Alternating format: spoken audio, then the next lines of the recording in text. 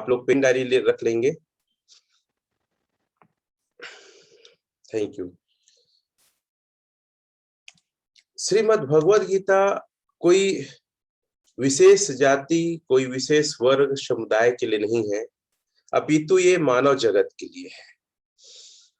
क्यों मानव जगत के लिए है, इसकी उपयोगिता क्या है, और ये श्रीमद् भगवद गीता युवाओं के लिए सबसे अधिक आवश्यक और जरूरी है। जो हमारा शरीर है वो 4 चीजों से मिलकर बना है। वो 4 चीजें कौन कौन सी हैं आप लिखिएगा। सबसे पहला, दिखने वाला शरीर, जो आप लोग का हाथ, आंख, पैर है, दिखने वाला शरीर है। दूसरा है विचार करने वाला मन है, जो हमारे हृदय में बहुत सारी बातें चलती है ना, विचार चलते हैं, तो विचार करने वाला मन है। तीसरा है निर्णय लेने वाली बुद्धि है, कि क्या अच्छा है, क्या बुरा है, हमें क्या करना चाहिए, क्या नहीं करना चाहिए, ये सारा निर्णय लेने वाली बुद्धि है। चौथा है इन सब की संचालिका, ये सब को कंट्रोल करने वाली आत्मा है। इस प्रकार चेक कर लेना, आवाज सुनाई नहीं दे रही करके आ रही है। तो हमारा शरीर 4 चीजों से मिलकर बना है। सबसे पहली चीज है दिखने वाला शरीर, दूसरा है विचार करने वाला मन, तीसरा है निर्णय लेने वाली बुद्धि, चौथा है इन सब की संचालिका अर्थात आत्मा। ये 4 चीजों से संपूर्ण हमारे शरीर का निर्माण और सृजन हुआ है। इन चारों से ही हम जीवित अवस्था में है, क्योंकि अगर शरीर का नष्ट हो गया तो आत्मा का कोई औचित्य नहीं है। अगर मन हमारा विचार ना करे तो फिर हम आगे अपने जीवन को अच्छे से चला नहीं पाएंगे, काम नहीं कर पाएंगे। और अगर बुद्धि हमारी काम नहीं की तो हम पागल हो जाएंगे, जेल में चले जाएंगे। और अगर हमारी आत्मा ही शरीर में नहीं है तो ये शरीर, मन, बुद्धि का कोई औचित्य नहीं है। तो चारों चीजें जीवन में और हमारे शरीर में आवश्यक है, लेकिन सबसे ज्यादा आवश्यक है वो आत्मा और चेतना। सब कुछ सही रहेगा लेकिन आत्मा और चेतना नहीं है तो इस शरीर को लोग घर में नहीं रखते हैं, शमशान पहुंचा देते हैं। और यही आत्मा को जानने का, पहचानने का काम है श्रीमद् भगवद गीता।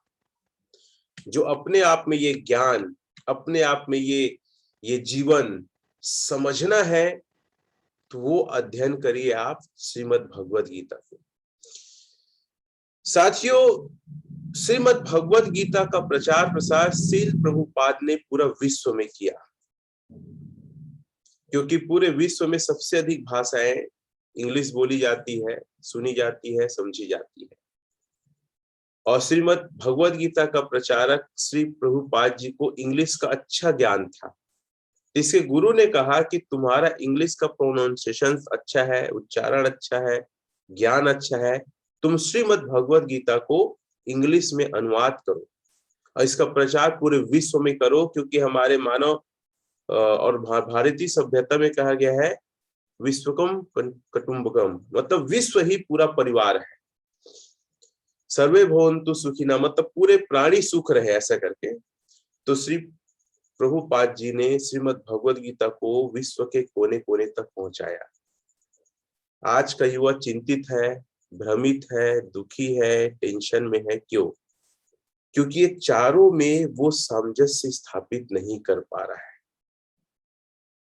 सबसे बड़ा चीज है निर्णय लेने की क्षमता। तो चाहे पति पत्नी हो, चाहे व्यवसायी हो, चाहे युवा हो, चाहे बच्चे हो, आज का जनरेशन सही निर्णय नहीं ले पा रहा है। और यही सबसे बड़ी असफलता और दुख और रिश्तों को टूटने का कारण है। और जो श्रीमद् भगवद गीता का अध्ययन किया है, जीवन में उतारा है, वो निर्णय सही लेता है, उसके संबंध अच्छे रहते हैं, वो सफल होता है और मन से और बुद्धि से प्रसन्न होता है। और शारीरिक रूप से भी स्वस्थ होता है और आत्मीय रूप से भी स्वस्थ होता है।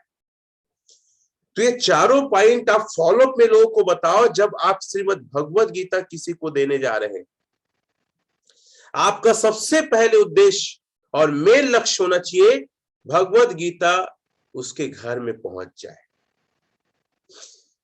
साथियों, तीन चीजें हैं जिसे आप फिर से लिखेंगे। सही कर्म करने के क्या सिद्धांत है, सही कर्म कैसे होगा, ठीक है। तो सबसे पहले कर्म होता है शरीर से, बॉडी से। लिखिए आप, कर्म हम जो करते हैं शरीर से करते हैं। दूसरा होता है कर्म बोलने से, जो हम वाक्य बोलते हैं, शब्द बोलते हैं।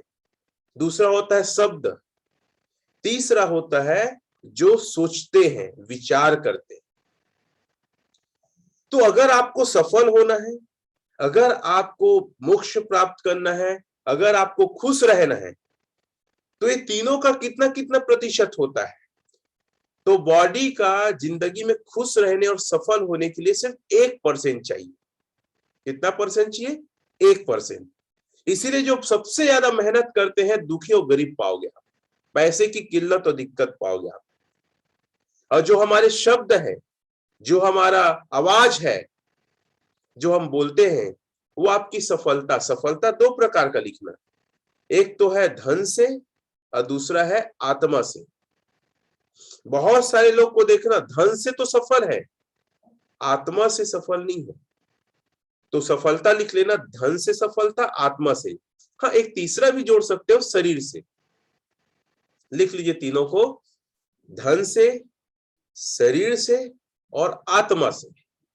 तो कई प्रकार के लोगों को देखना, वो धन से समृद्ध है, सफल है, शरीर भी बढ़िया स्वस्थ है, लेकिन आत्मा से दुखी है। इसको आम भाषा में मन से दुखी भी बोलते हैं। आत्मा बराबर मन, दोनों के एक साथ अभी सुखी के लिए लिख लेना।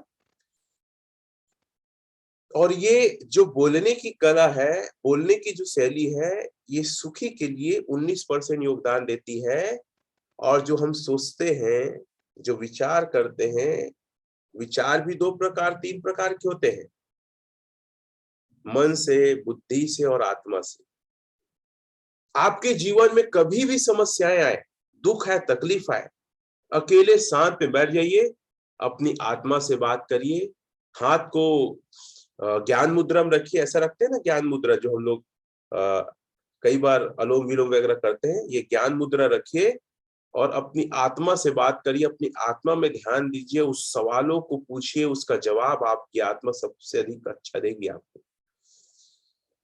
तो आत्मा का, या जो हम सोचते हैं ना, उसका 80% हमारी सुखी जीवन में, आत्मीय जीवन में योगदान होता है।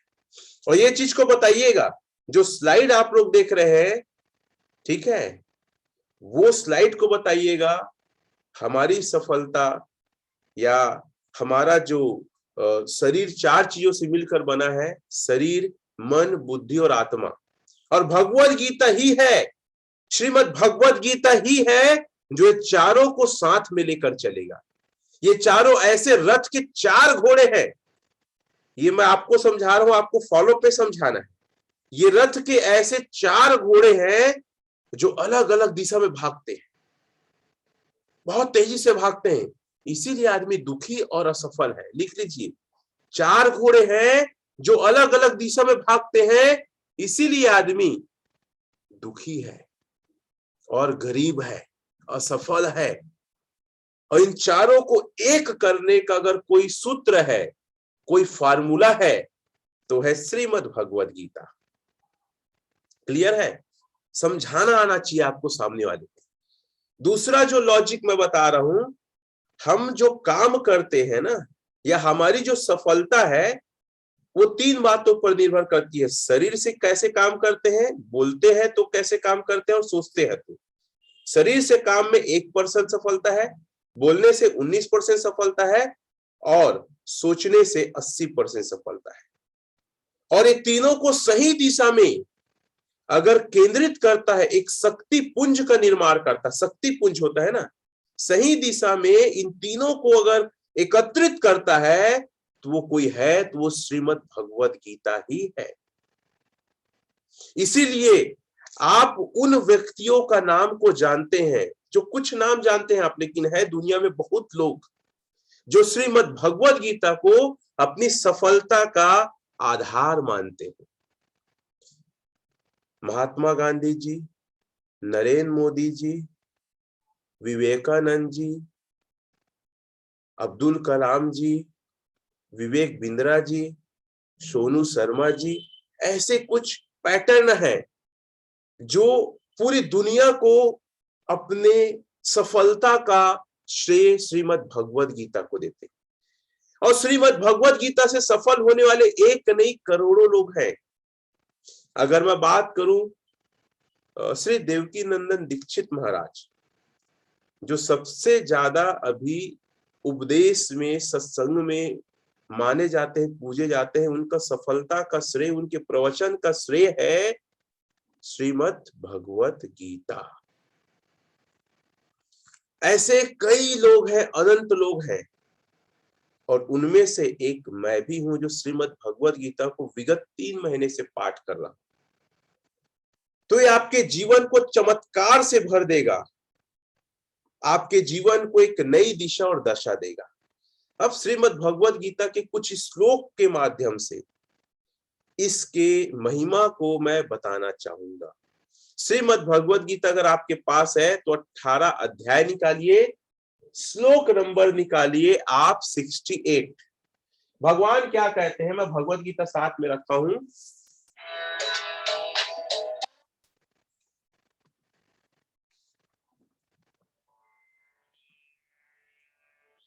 इदं परमं गुह्यं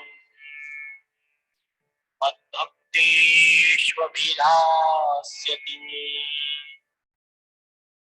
भक्तिं मयि परां कृत्वा मामेवैष्यत्य संशयः। ये भगवान श्री कृष्ण ने स्वयं 18वें अध्याय के 68 श्लोक में बात कहा है कि जो व्यक्ति मेरे भक्तों के बीच में रह के इस श्रीमद् भगवद गीता के ज्ञान को कहेगा, उन्हें सुनाएगा, वो परम ज्ञान को प्राप्त करेगा, निसंदेह वो मुझे ही प्राप्त करेगा। मतलब भगवद गीता को पढ़ने में और उनके भक्तों को सुनाने में इतना बड़ा पुण्य है। और भगवान ये कहते हैं संसार में जितने प्रकार के कर्म और जितने प्रकार के कार्य और भगवान को प्राप्ति करने का मार्ग है, वो सारे मार्गों में सर्वश्रेष्ठ मार्ग है भगवद गीता के ज्ञान को मेरे भक्तों को भक्तिमय तरीके से सुनाना, उनके मध्य में रह के। और आपको ये बता दूं, जाने अनजाने में पता नहीं कहां से क्या हुआ, भगवद गीता मैं कहने लगा और बहुत सारे लोग सुनने के लिए आते हैं। अभी मैं 17वें अध्याय में पहुंचा हूं, श्लोक नंबर 8 खत्म हो गया है और मैं बहुत ज्यादा गर्वान्वित हूं और खुश हूं कि ये हुआ कैसे, मैं बड़ा आश्चर्य हूं। एक और श्लोक इसके नीचे है, उसको मैं पढ़ता हूं। तस्मान् मनुष्येषु कश्चिन्मे प्रियवित्तमः भविता न च मे तस्मादन्यः प्रियतरो भूमि। ये श्लोक है 18वें अध्याय का 69। इसमें मैं डाल नहीं पाया हूं। भगवान श्री कृष्ण इस श्लोक में कहते हैं कि ऐसा मनुष्य जो श्रीमद् भगवद गीता के ज्ञान को लोगों तक, जन जन तक जो पहुंचाते हैं, पूरे संसार में अनेक कर्म करने वाले से सबसे अधिक प्रिय मैं उन्हीं को करता हूं। सबसे अधिक मुझे वही लोग पसंद है। देखिए 68 में क्या बोल रहे भगवान, जो श्रीमद् भगवद गीता के गोपनीय ज्ञान को मेरे भक्तों तक, जन जन तक कथावाचक के रूप में सुनाएगा, कहेगा, बोलेगा, वो मोक्ष प्राप्त करेगा, मुझे प्राप्त करेगा। 69 में क्या बोल रहा है, जो व्यक्ति भगवत गीता के ज्ञान को मेरे भक्तों को सुनाएगा, कहेगा, और ऐसे व्यक्ति को मैं सबसे अधिक प्रिय और अच्छा उसको मानता हूं। तो क्या आप नहीं चाहेंगे भगवान श्री कृष्ण आपको मोक्ष दे? आप नहीं चाहेंगे भगवान श्री कृष्ण आपको सबसे अधिक प्रेम करें? आप चैट में लिख के बताइए। आप भगवत गीता निकाल के सैफ शॉप का देख लीजिए, कितने लोग चाहते हैं मोक्ष प्राप्त करना, कितने लोग चाहते हैं भगवान कृष्ण का सबसे अधिक प्रिय बनना। आई करके लिख सकते हैं। और ये आप चाहते हैं साथियों, तो भगवत गीता को पहले घर घर तक पहुंचाइए। श्वेता जी है, राजा साहू जी, मैं नहीं कह रहा हूं, भगवान श्री कृष्ण अपने श्लोक से कह रहे हैं ना, ये मेरी मनगढ़ंत कहानी नहीं है। तो आप में से कुछ लोग अपने चैट में अपना ओपिनियन दिए हैं, देवती जी, सूर्य पैकरा जी। तो सबसे पहले क्या करना है, भगवत गीता को घर घर तक पहले पहुंचाना है। और जितने जगह भगवत गीता गया है, जितने लोग भगवत गीता लिए हैं, आप जूम में मेरे लिंक में जुड़िए। मैं शाम को कहता हूं, कुछ समय का कभी कभी दिक्कत हो जाता है। चलिए एक और श्लोक बताना चाहूंगा, फिर हम आगे बढ़ेंगे।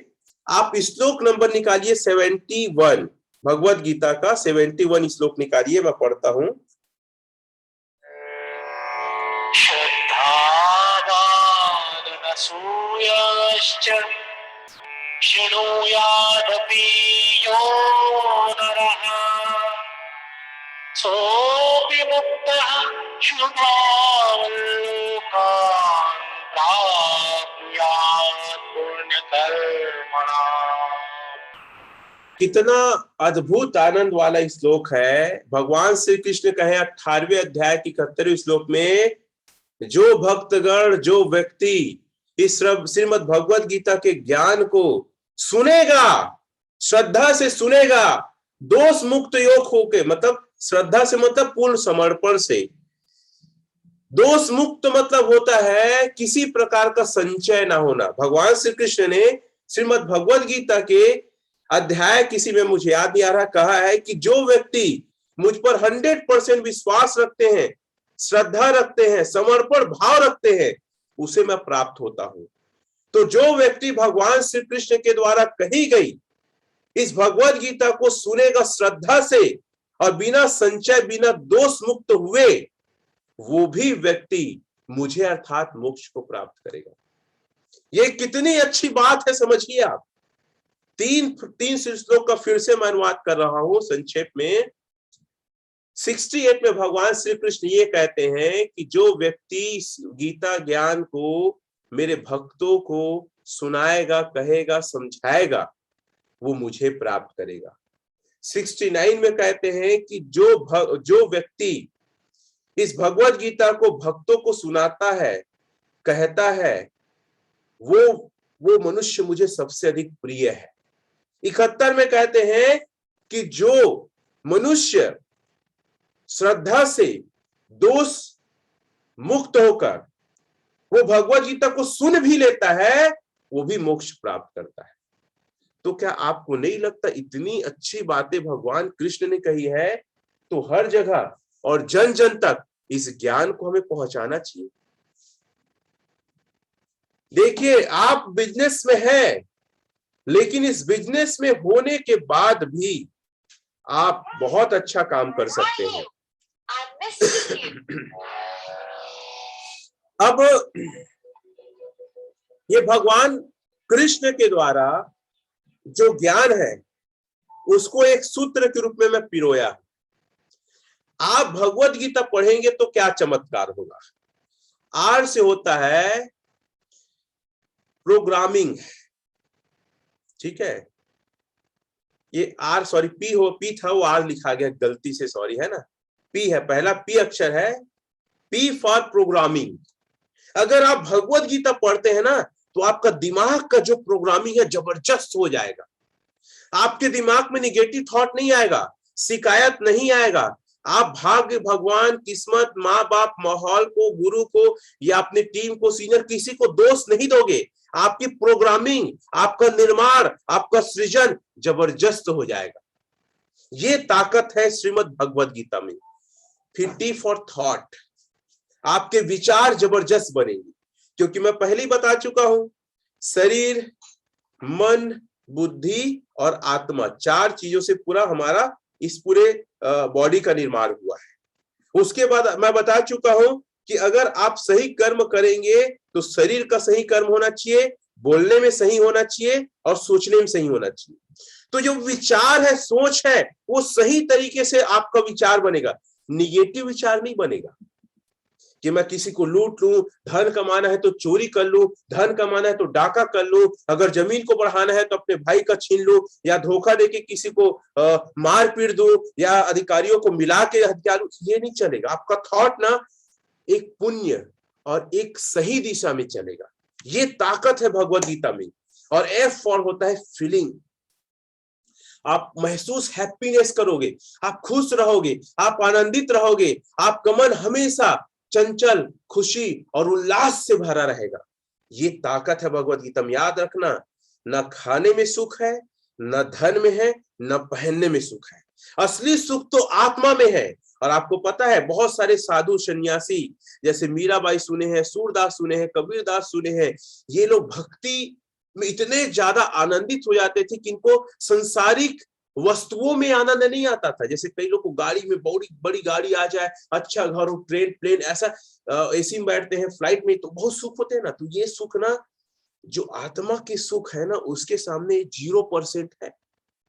आप महसूस करें, आप अगर 50 लाख की कार लेते हैं, 1 करोड़ का घर बनाते हैं, जो उसमें जाएंगे जो सुख है ना, वो जब आपकी आत्मा सुख होती है, जब आपका मन प्रसन्न होता है ना, वो सुख उन सुखों से कई हजार, कई करोड़, कई पदम शंख से भी ज्यादा बड़ा है। और वही सुख की अनुभूति होती है श्रीमद् भगवद गीता से। और अगर आपका दिमाग में निर्माण विचार अच्छा बना, निर्माण अच्छा हुआ, फिर विचार अच्छा बना, महसूस अच्छा कर रहे हैं, तो आपका भौतिक जो स्थूल शरीर है, जिसका 1% सफलता में हाथ है, वो अच्छा एक्शन और काम करेगा। अगर आप भगवद गीता पढ़ेंगे तो आप फॉलो जबरदस्त करेंगे, भगवद गीता पढ़ेंगे तो क्लोजिंग जबरदस्त करेंगे, भगवद गीता पढ़ेंगे तो आप मीटिंग जबरदस्त देंगे, भगवद गीता अगर आप पढ़ेंगे तो परिवार को सामंजस्य बना के बिजनेस के साथ चल पाएंगे, भगवद गीता पढ़ेंगे तो सीनियर जूनियर के साथ अच्छा रिलेशन रहेगा, आपका बॉडी जबरदस्त तरीके से काम करेगा। और ये अगर चारों हो गया तो और फॉर रिजल्ट, परिणाम तो जबरदस्त होगा ही। और परिणाम सिर्फ पैसे का नहीं, लिखिए, परिणाम पैसे का, संबंधों का, सुखी का, मोक्ष का परिणाम, ये सब परिणाम आपको मिलेंगे। पैसे का,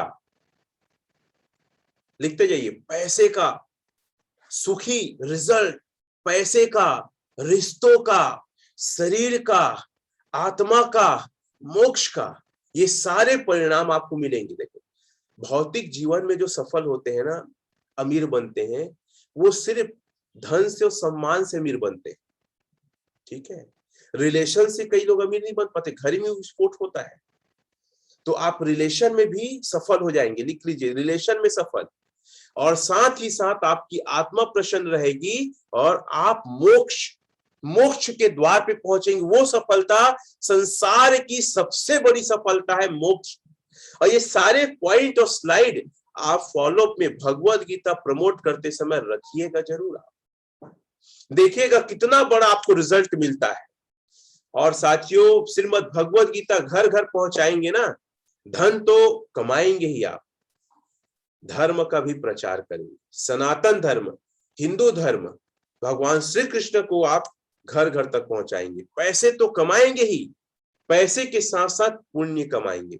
एक लाइन लिखिए, जब आप भगवद गीता लेते हैं आपको 1 पुण्य मिलता है, जब एक दूसरे आदमी को देते हो, एक आदमी 1000 पुण्य मिलता है, जब भगवद गीता स्वयं पढ़ते हैं तो 1 पुण्य मिलता है, जब आप एक आदमी को पढ़ाते हैं तो 1000 पुण्य मिलता है। ये लाइन को लिखिए आप, ये फॉलो पे बताइए, क्योंकि ये ऐसा महाग्रंथ है जिसके लिए श्री प्रभुपाद जी ने पूरी दुनिया में भ्रमण किया, प्रचार किया। तो अगर स्वयं लेंगे 1 पुण्य, एक आदमी को देंगे 1000 पुण्य, स्वयं पढ़ेंगे 1 पुण्य, एक आदमी को पढ़ाएंगे 1000 पुण्य। तो सिर्फ देना नहीं है, बेचना नहीं है, स्वार्थी नहीं बनना है, बिजनेस बस नहीं करना है, आपको पुण्य कमाने के लिए बेच के लोगों के घर में पहुंचा के उसको पढ़वाना भी है। इसीलिए आप मेरे सेशन से जुड़िए। शाम को सेशन होता है, एक फिक्स टाइम तो नहीं है, लेकिन मैक्सिमम टाइम 7:30 बजे, 7:30 बजे, 8 बजे, और कभी इत्तेफाक से मैं कहीं बिजी हो गया ना तो 6 बजे ले लेता हूँ, वो भी हफ्ते में अनफॉर्चुनेटली एक आध बार होता है। तो मेरे मैसेज को 6 बजे या 5 बजे आप रीड करिए कि हाँ सर का मैसेज थोड़ी आया है। और अगर आप भगवत गीता के ज्ञान में लोगों को नहीं ला रहे हैं और उनके पास भगवत गीता रखा है, तो मुझे कहते हो अच्छा नहीं लग रहा, लेकिन आप घोर पाप कर रहे हैं। और आप नहीं आ रहे हैं जो सुन रहे हैं, तो भी आप पाप के हकदार हैं। देखो, अगर कोई मूर्ख आदमी है, कोई अज्ञानी आदमी जिसको नहीं पता है कि सत्संग हो रहा है अमुक जगह, नहीं सुनने जाए, तो पाप का हकदार नहीं है। लेकिन एक व्यक्ति को पता है सत्संग हो रहा है, भगवान की वाणी और उसके बारे में बताया जा रहा है, लेकिन सुन के भी, जान के भी आप नहीं जा रहे हो, आप घोर पाप के भागीदार हो। तो पाप कमाना है कि पुण्य कमाना है, आपके ऊपर है। और आपको क्या लगता है आप बिजनेस में बिजी हो के एक डीडी निकाल के बहुत बड़ा पुण्य कर लेंगे, बहुत बड़ा पैसे कमा लेंगे? नहीं, आप भगवत गीता में आइए। मेरा चैलेंज है, मेरा वादा है, आपके बात करने का तरीका, आपके समझाने का तरीका, आपके सोचने का तरीका, आपके काम करने का तरीका बहुत बदल जाएगा। आप जिस जगह बैठोगे लोग आश्चर्य हो जाएंगे, अरे बाप रे, ऐसा है क्या भगवत गीता में?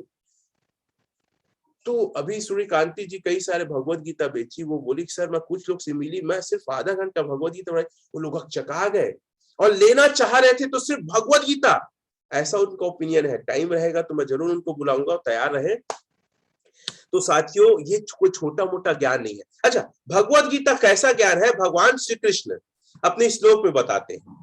उससे पहले, उस श्लोक को लाने से पहले, आज बहुत बड़ी बीमारी, डिप्रेशन, तनाव का कारण, परिवार में टूटने का कारण, लड़ाई झगड़ा होने का कारण, सबसे बड़ा मेन कारण है, वो है भगवत गीता ना पढ़ना ना सुनना। याद रखिएगा, जहां शास्त्र नहीं है वहां संस्कार नहीं है, और जहां संस्कार नहीं है वहां पाप ही पाप है। शास्त्रों के ज्ञान के लिए संस्कृत का ज्ञान बहुत जरूरी है। संस्कृत, शास्त्र और संस्कार। जब हमारा देश आजाद हुआ ना, तो कुछ विदेशी आक्रमणकारी लोग सत्ता में आए। मुझे कहते हुए अच्छा नहीं लगता, नेहरू हिंदू नहीं मुस्लिम था, खैर उसमें मैं ज्यादा नहीं जाऊंगा, नहीं तो मेरा सेशन बहुत लंबा हो जाएगा। तो कुछ लोगों के कारण में हमारी राष्ट्रभाषा हिंदी को थोपी गई। आप बहुत सारे वीडियो देख लेना, जबकि राष्ट्रभाषा होना था संस्कृत। और आज संस्कृत राष्ट्रभाषा होता ना, तो हमारे देश में इतना पाप नहीं होता। हम आज विदेशी संस्कृति को आकर्षित हो रहे हैं, और विदेशी संस्कृति, विदेश के लोग हिंदू संस्कृति के प्रति आकर्षित हो रहे हैं। आपको जानकर आश्चर्य होगा, जितना भगवत गीता भारत में नहीं पढ़ते, उससे कहीं ज्यादा अमेरिका में पढ़ते हैं। और अमेरिका छत्तीसगढ़ से भी छोटा है, क्षेत्रफल में भी, जनसंख्या में भी। योगा जितना अमेरिका के लोग करते हैं ना, उससे कम लोग पूरे हिंदुस्तान में करते हैं। ये पाप नहीं तो क्या है? क्यों पाप बढ़ रहा है? शास्त्र का ज्ञान नहीं। शास्त्र का ज्ञान क्यों नहीं है? क्योंकि संस्कृत को खत्म कर दिया गया। कोई दिक्कत नहीं, हमारे पास जो भगवत गीता है संस्कृत में भी है, अंग्रेजी में भी है, हिंदी में भी है। और शास्त्र का अध्ययन करने से ही, और संपूर्ण शास्त्रों और वेदों का जो निचोड़ है वो श्रीमद् भगवत गीता है। इस श्रीमद् भगवत गीता को हर आदमी को अपने जीवन में 8 बार पढ़ना चाहिए, 8 बार सुनना चाहिए। लिख लीजिए आप पेन डायरी में, एक बार में तो हवा बन के निकल जाएगा, अच्छा लगेगा। आप जब जब इसको पढ़ोगे, सुनोगे, आपके अंदर एक चमत्कार, एक नया ज्ञान, एक नया, कुछ और पढ़ने की जरूरत नहीं, कुछ भी नहीं। इसमें जो पढ़ोगे उसको जीवन में उतारते जाओ, जो पढ़ोगे उसको करते जाओ, बस यही है। तो साथियों, अगर आप अपने बच्चों में संस्कार भरना चाहते हैं ना, कुछ नहीं, भगवत गीता उनको पढ़ाना चालू करो। सबसे अच्छा पुत्र पुत्रियां आपके पूरे परिवार, खानदान, गांव, शहर में निकलेंगे, याद रखिएगा। पाप बढ़ने का कारण तो यही है। तो बहुत सारे अलग अलग श्लोक है, जैसे भगवान श्री कृष्ण 5 अध्याय के 10वें श्लोक में कहते हैं, जो पुरुष सब कर्मों को मुझे अर्पित कर देता है और बिना लालच के, बिना परिणाम के कर्म करता है, वही सच्चा कर्म है। और ये कैसा कर्म होता है? जैसे कमल के पत्ते में पानी जब गिरता है तो ठहरता नहीं, धुल जाता है, लुढ़क जाता है। तो वैसे जो आदमी कर्म करता है उसको पाप नहीं लगता है, पाप में नहीं घिरा रहता। दो प्रकार का करना है, दो प्रकार का, लिख लीजिए। सबसे पहले कर्म को भगवान पे, ईश्वर पे, कृष्ण पे, परमात्मा पे समर्पण कर दो। भगवान हाथ जोड़िए, मैं फॉलोअप में बैठ रहा हूं भगवान, मैं अपनी पूरी ताकत, क्षमता, एनर्जी और बुद्धि के इस्तेमाल करूंगा, परिणाम देना या ना देना आपके ऊपर है। इस पूरे कार्य को, इस पूरे कर्म को मैं आपको अर्पित करता हूं। मन से बोल दीजिए, ये पहला चीज। दूसरा, ये सोच के मत बैठिए कि आपका फायदा होगा। आसक्ति को त्याग, मतलब आपको क्या मिलेगा उसको त्याग दो। ये सोचो इस आदमी का भला करने जा रहा हूं, बीमारी, या तो शरीर की बीमारी, आत्मा मन की बीमारी, या धन की बीमारी। तीन प्रकार की बीमारी लिख लो, तीनों प्रकार की बीमारी को। क्या क्या बीमारी? शरीर की बीमारी, मन या आत्मा की बीमारी, मन आत्मा बुद्धि तीनों को लिख सकते हैं, ठीक है। और तीसरा है धन की बीमारी। ये तीनों को प्रभु मैं इसका दूर करने जा रहा हूं, और आपके भगवत गीता को इसके घर में ले जाने पहुंचाने का मेरा उद्देश्य है। मेरी आप मदद सहायता करेंगे। ऐसा करके प्रणाम कर लो मन से, या हाथ जोड़ के वहीं पे, या बाहर में, जैसा भी है। ये कर्म करो, भगवान श्री कृष्ण हमें ज्ञान दे रहे हैं। कितना बड़ा ज्ञान है, लेकिन हम लालच में कर्म करते हैं। भगवान श्री कृष्ण आगे कहते हैं 5वें अध्याय के 19वें श्लोक में, क्या कहते हैं कि जिसके मन एकत्व तथा समता में स्थित है, मतलब जो व्यक्ति का जो हृदय है, जो मन है, जो आराधना है मुझ पे है और सदा मुझ पे रहता है, वो व्यक्ति जन्म मृत्यु के बंधन से मुक्त हो जाता है, अब वो मुझ में ही मिल जाता है। तो हमें कृष्ण पे ही मन लगाना है। एक श्लोक और है जिसको मैं आखिरी में पढ़ना चाहूंगा, ये है अध्याय 9 का दूसरा श्लोक। बेहतरीन श्लोक है जो गीता का ज्ञान है। ये गीता का जो ज्ञान है, भगवान कृष्ण कहते हैं विद्याओं का राजा है। जितना संसार में ज्ञान है, विद्या है, जितना भी नॉलेज है, सबसे बड़ा नॉलेज बोलते हैं भगवान कृष्ण श्रीमद् भगवद गीता में। गोपनीय ऐसा ज्ञान जो संसार के किसी वेद, मतलब वेद में है, शास्त्रों में है, लेकिन अलग अलग वेद और शास्त्र में, किसी पुस्तक में नहीं है, कोई धर्म गुरु नहीं बताएगा। संपूर्ण शास्त्रों के वेद, उपनिषद, है ना, ये वेद, सारे चीजों का निचोड़ भगवद गीता में, और ये सबसे परम और श्रेष्ठ ज्ञान है। और इसका जो ज्ञान को अपने कर्तव्य, अपने जीवन में जो उतारता है, वही सुखी होता है, वही मुझ अविनाशी परमात्मा को प्राप्त करता है। यही ज्ञान के बारे में भगवान कृष्ण हमें बता रहे हैं। एक आखिरी श्लोक है, यह है 16वें अध्याय के 24वें श्लोक में।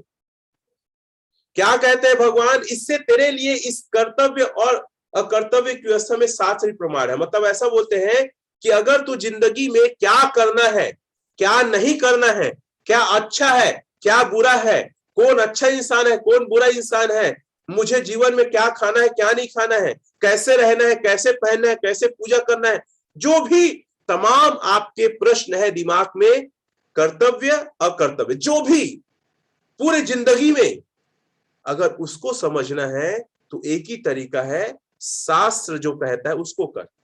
और सबसे बड़ा शास्त्र क्या है? भगवद गीता। भगवद गीता में जो बोला जा रहा है, जो कहा जा रहा है, सिर्फ उसी को कर ले, तू हमेशा हमेशा के लिए सफल हो जाएगा, पुण्य को प्राप्त करेगा। ये भगवान श्री कृष्ण का आदेश है, इच्छा है, ऐसा कहते हैं। चलिए, मेरी बातें खत्म हो गई है। मैं चाहूंगा कि सूर्यकांति चौहान मैडम अगर है तो हमारे पास कुछ मिनट, कुछ सेकंड बचे हैं, आके अपनी राय वो जरूर रखें। और मुझे उम्मीद है साथियों कि इस भगवद गीता के शानदार प्रोडक्ट ट्रेनिंग में आप लोग को बहुत कुछ सीखने को मिला होगा, और आप लोग अब भगवद गीता को एक नए तरीके से लोगों को प्रमोट करेंगे आप सभी लोग। तो चलिए, मैं सूर्यकांति मैडम को इनवाइट करता हूं, वो है हमारे साथ। मैं अनम्यूट कर दिया हूं मैडम, एक बार चेक कर लेंगे, आप स्पॉटलाइट में भी है।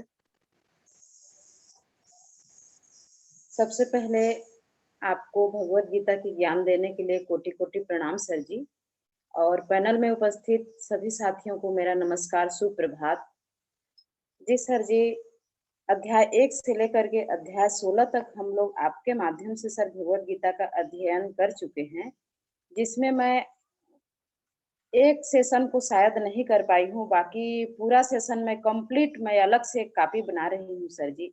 और मेरे जीवन में बहुत सारा परिवर्तन हुआ है और उसका मैं अपने जीवन में उसको उतार रही हूँ सर जी। और आप जो बता रहे हैं सर, हमारे लिए तो श्री कृष्ण के समान हैं। हमें ये भगवद गीता एक शब्द ही हमारे जीवन में हम सुने थे कि भगवद गीता होता है। लेकिन भगवद गीता क्या होता है, भगवद गीता क्या है, ये हम बिल्कुल भी नहीं जान रहे थे सर जी। मैं ले चुकी थी 1 जनवरी 2020 को भगवद गीता ले भी चुकी थी, लेकिन उसको एक जगह में रख दी थी सर जी और कभी-कभी पूजा भी करती थी। लेकिन उसका अध्ययन मैं नहीं कर पाती थी। तो इसके लिए आपको कोटिशः नमन सर जी कि आपके माध्यम से ये भगवद गीता का मैं श्रवण कर पाई और अपने जीवन को धन्य कर पाई। तो सभी साथियों से मैं यही बोलना चाहूँगी कि हम एक भगवत गीता लेते हैं तो वो हमारे लिए ही पुण्य का काम है और यदि हम भगवत गीता एक किसी को देते हैं तो 1000 पुण्य का काम होता है। और जितने भी बातें सर जी बताए हैं बच्चों के संस्कार को लेकर, शास्त्र ज्ञान को लेकर, उनके पढ़ाई को लेकर, कैसे बैठना है, कि किस तरह हमको पढ़ाई करना है, हमें ध्यान कैसे करना है, हमारे 14 इंद्रिय को हमें वश में कैसे करना है, हमें काम क्रोध लोभ मोह से कैसे दूर होना है, कब कैसे हमें अहंकार से दूर होना है। जैसे अभी बता रहे थे अध्याय 16 के लास्ट लास्ट पॉइंट में आसुरी शक्ति को लेकर, तो